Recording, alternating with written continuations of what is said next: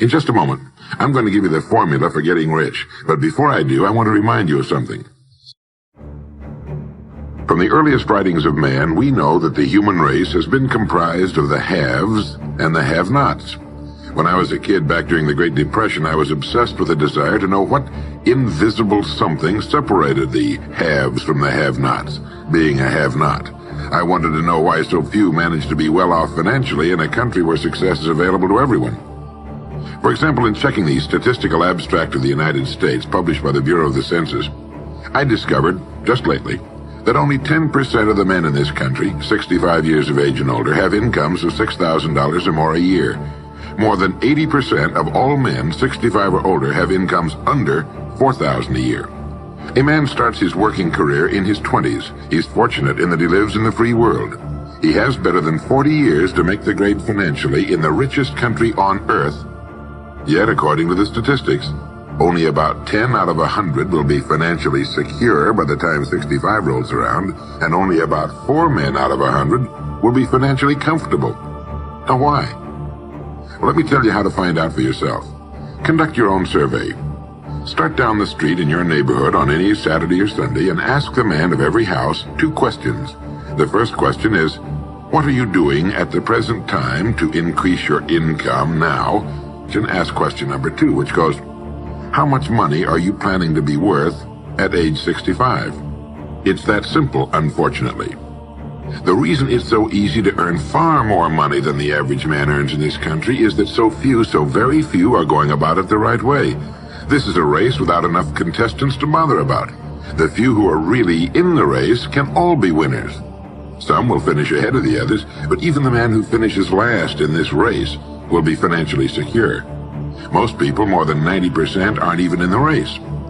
To prove it, ask yourself the 2 survey questions. Up until the time you started listening to this message, what were your plans for increasing your income? How much do you want to earn? And how much money had you decided to be worth by the time you're 65? People who earn large incomes aren't lucky as those without money are so fond of pretending, nor are they endowed with more brains or talent necessarily than their friends and neighbors, nor are they privy to occult secrets, and only a very few were lucky enough to have had rich fathers or grandfathers. Most of the people earning the big incomes today started the same way you and I did, and most other people. The only difference between the men who earn big incomes and those who earn small incomes is that those earning big incomes decided to earn more.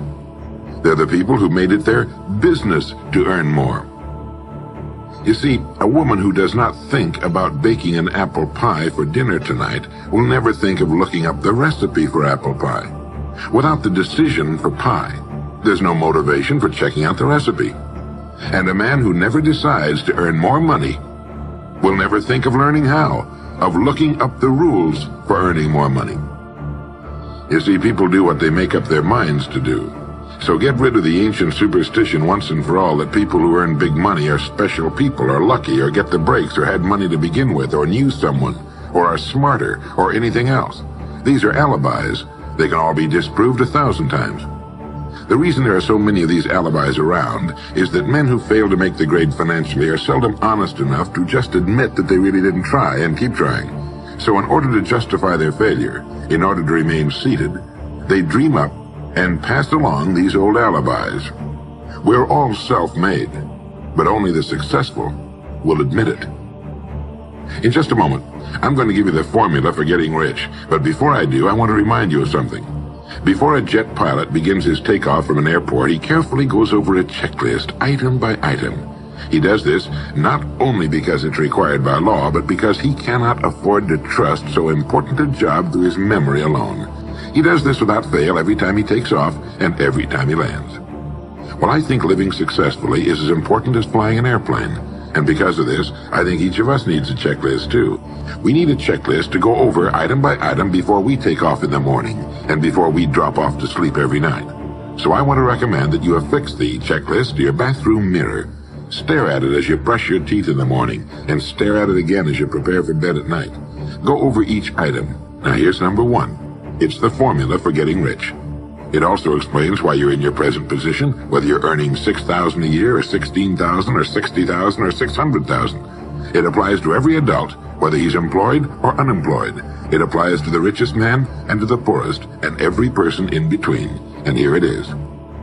Our rewards in life will always be in exact proportion to our contribution, our service. Now that's what the formula means as the first item on your checklist. Memorize it. Our rewards in life will always be in exact proportion to our contribution, our service. Listen to it, think about it until you know it emotionally as well as intellectually. It's the same thing really, the same thing applies, but you can express it differently. The money you're paid by the company you work for will always be in direct ratio to the need for what you do, your ability to do it. The checklist is valuable only to a person who knows what the words really indicate. All right, you've got the formula. As you think about it, its meaning will become clearer to you. With the formula, there are 2 rules which must be applied to properly use it. This formula, together with the 2 rules, is your recipe or your roadmap to earning all the money you really want.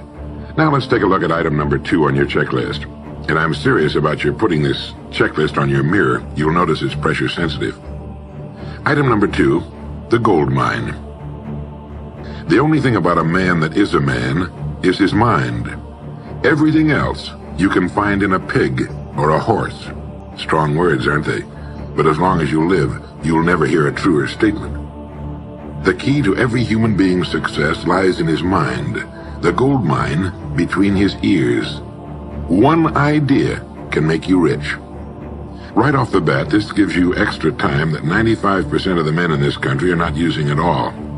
But at this time in the morning, take a refreshing shower, dress, get yourself refreshed, and then sit down to a clean sheet of paper. At the top of the paper, write your financial goal. Now, this is the amount of money per year you intend to earn soon. Incidentally, you might like to keep this to yourself, too. It's nobody's business but yours.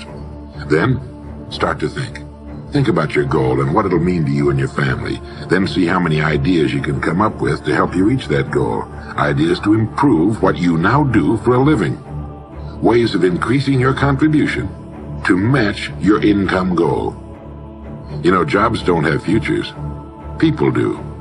You don't have to think of brand new ideas or revolutionary new ways of doing things, although you well might come up with some. Try for 5 ideas every morning and write them down. Many, perhaps most of your ideas will be worthless, but some of them will be very good. A few will be excellent, and every once in a while you'll come up with something really outstanding. You see, 5 ideas a day is 25 a week if you don't think on weekends. Now that's more than 1,000 ideas a year. One idea can get you to that income you're shooting for. Now for the final item on your checklist. It appears as the word. And the word is attitude. Attitude has been called the most important word in the language. William James put it this way. He said, "The greatest discovery of my generation is that human beings can alter their lives by altering their attitudes of mind." It's another way of saying we become what we think about. Look at it this way. Your total environment, if you've been an adult for any appreciable period of time, your total environment is a reflection of you as a person. The house and the neighborhood in which you live, the car you drive, the clothes you wear, the job you do, the people with whom you regularly associate. Your total environment is an exact and merciless mirror of you as a human being. Here's how to change your attitude. Beginning now, begin to act as would the person you most want to become. Now that is, if you were already in possession of the goal you're shooting for, how would you conduct yourself in all of your affairs? Well, do it now, and tomorrow, and the next day. Begin now to act the part of the person you most want to become. So practice your new attitude every day, every waking hour. Practice thinking a few minutes every morning, and you'll find yourself thinking all day long. And remember the formula. Our rewards in life will always be in exact proportion to our contribution. Go over the ideas in this message every day until they're as much a part of you as your name and your temporary address. You'll notice that each time you listen, you'll hear something new. You'll get a new idea you failed to get before.